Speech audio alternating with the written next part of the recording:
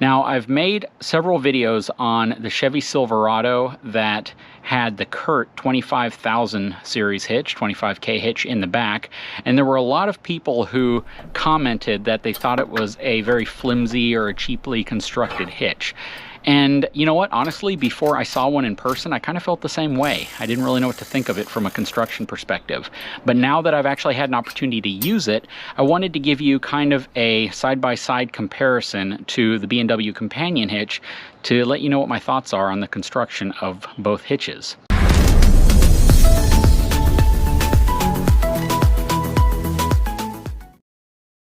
So, B&W companion, I've used it with fifth wheels with both a lube plate as well as some without, and when you use it without, it kind of gets chewed up on top.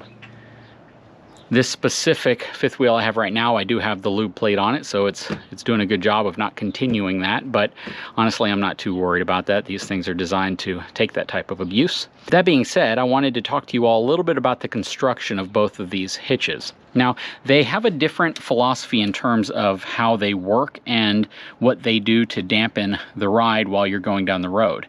On this specific hitch, the hitch head is on a hinge, and you can see the hinge right here, and this is able to move side to side, but then there are these big rubberized urethane bushings right there that this rests on, and it provides a little bit of additional dampening. The majority of this hitch is made out of 1/4 inch thick steel, and then they go to something slightly thinner right here, and you can see on the side of the hitch body right there that it's slightly thinner, but the majority of this assembly is either going to be 3/8 inch thick, which is what your bottom plate is right here, which attaches to the actual frame or the puck system. And then you have some thinner steel, a lot of 1/4 inch thick steel in the body there. The two arms up here are 1/4 inch thick. And then you move to the hitch head assembly, and the hitch head assembly is kind of a combination of 1/4 inch thick steel with some welded on end caps. A lot of this is kind of formed steel as opposed to, you know, casted. You can see that the jaws are casted jaws. They're inch thick. That's one of the big things that they talk about. They wrap pretty much completely around the kingpin. And the reason why this is considered to be such a reliable system really is the fact that it's a very simple system. There aren't a tremendous number of moving parts to it. And the parts that are susceptible to wear are overbuilt to such a degree that the likelihood of this assembly failing is pretty slim. Now, the only time I've seen the hitch fail in a forum is when somebody described that the RV that they were towing in high winds actually tipped over, and it bent one of the upright arms in such a way that released the hitch head and allowed the fifth wheel to tip over and disconnect from the truck without actually tipping the truck over with it. And the person who posted that was actually very thankful to this design because it prevented both the trailer and the truck from tipping, and the amount of force that had to really tip sideways to cause one of these upright arms to fail was so much so that it wouldn't have just happened on the road. It had to have happened because of like a windstorm, and it almost tipped the truck over, but instead it bent one of the upright arms and it released this assembly, again separating the fifth wheel from the truck but preventing the truck from tipping over and rolling with the fifth wheel. Before we go over and look at the Curt setup, one final thing I wanted to talk about is the fact that the companion hitch uses 8 bolts on each side to secure those upright arms to the body. So there's 2 in the front, 2 in the back that secure each one of those uprights over to the body, and there's a big bolt plate that they attach to.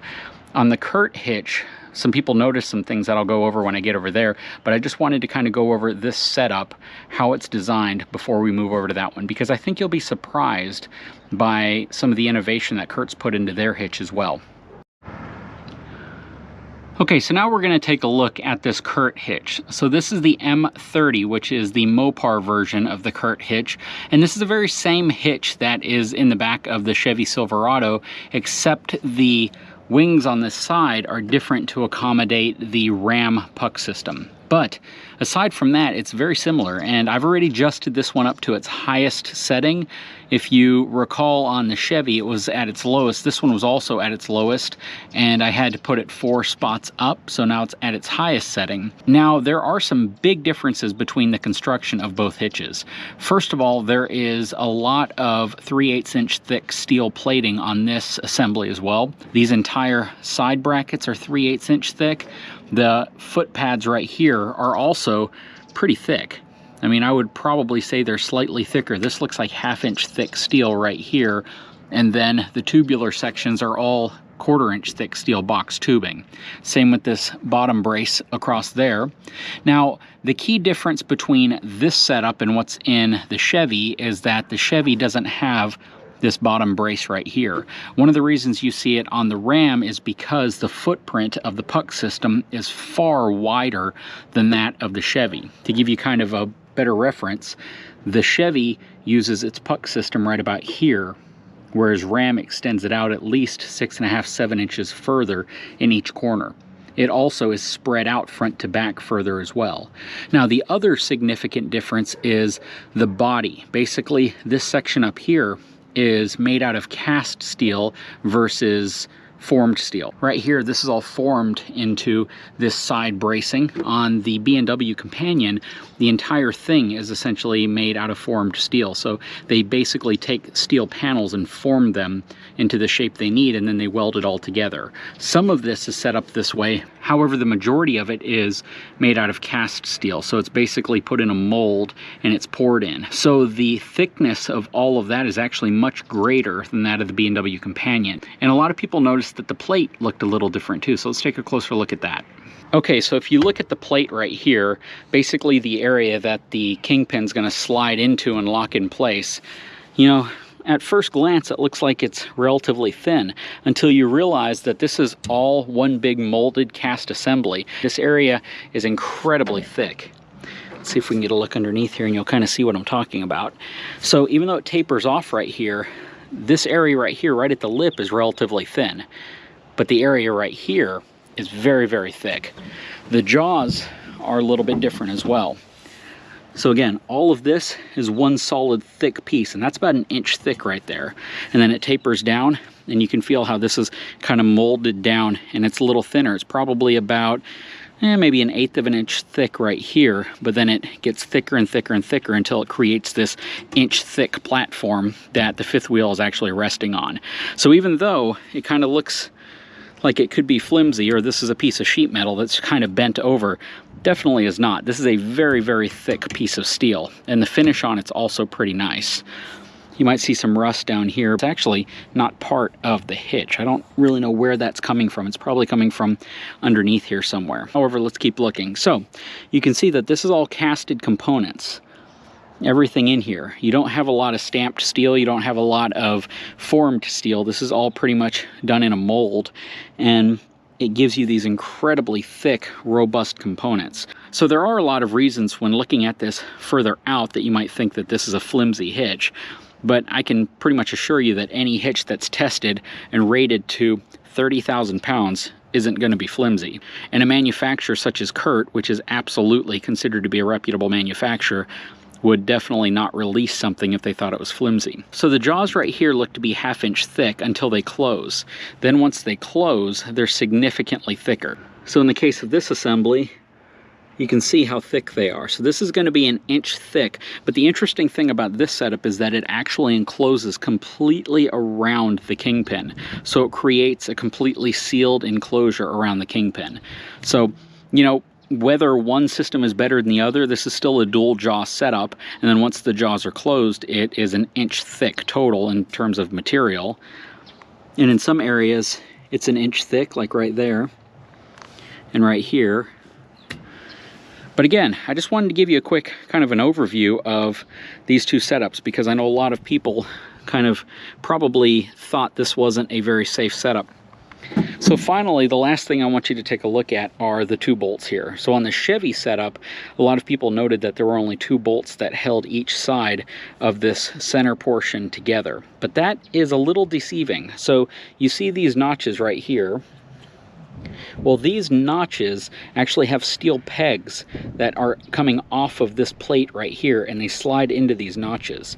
So these bolts, when you put them in place, even though they look like those are what are holding the majority of the load, that load is actually transferred over to these notches and the bolts. So you, in reality, have 4 points of contact going through that are preventing this from shearing off. So there's a significant amount of steel that goes through, and they go through the thickness of the plate here. So those little pegs, again, act essentially as 2 additional bolts that you don't have to tighten. Because you don't have to tighten those, it makes adjusting this very, very simple. You know, you simply take the bolts off, and you watch the Chevy video I did, you'll see how simple it really is to adjust. But overall, I am actually impressed with this setup. At first, I was kind of like you guys. I didn't really know what to think about it. But at the same time, though, the fact that Ford, General Motors, and Ram all include Curt as their go-to manufacturer for this specific puck setup has to be telling. You know, this is a pretty robust setup, to be honest with you. And I can honestly tell you, after actually spending time with it and, you know, taking it apart, adjusting it, seeing how this thing is built, seeing just how thick all the steel is here, seeing the fact that this has a inch thick plate on top, which is crazy. To give you an idea, that's 4 times thicker than the top plate of the Companion.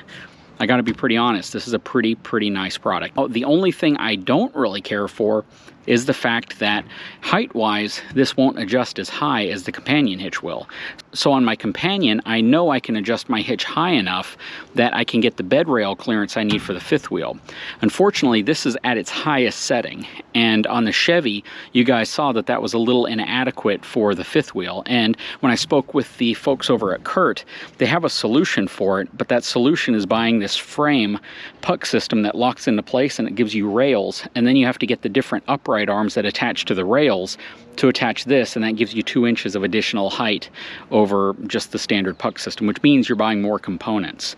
So I don't really care for that. I do wish there was an additional 2-inch section to adjust it up on the GM. Now, we haven't taken this one out to the 5th wheel yet, so it's going to be interesting when we hook this one up, because this does sit higher than the hitch in the GM. The overall height of this is about 18 and a half inches off the bed of the truck versus the Chevy, which was at about 17 and a half inches.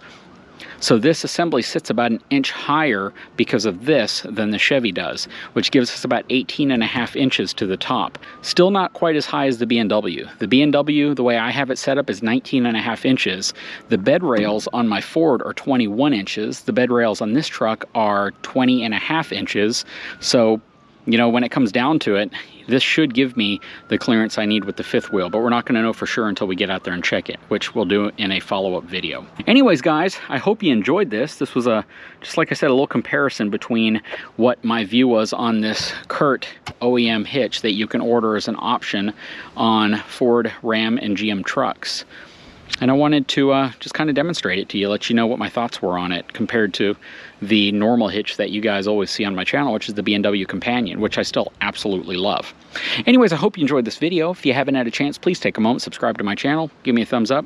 We'll talk to you again very soon.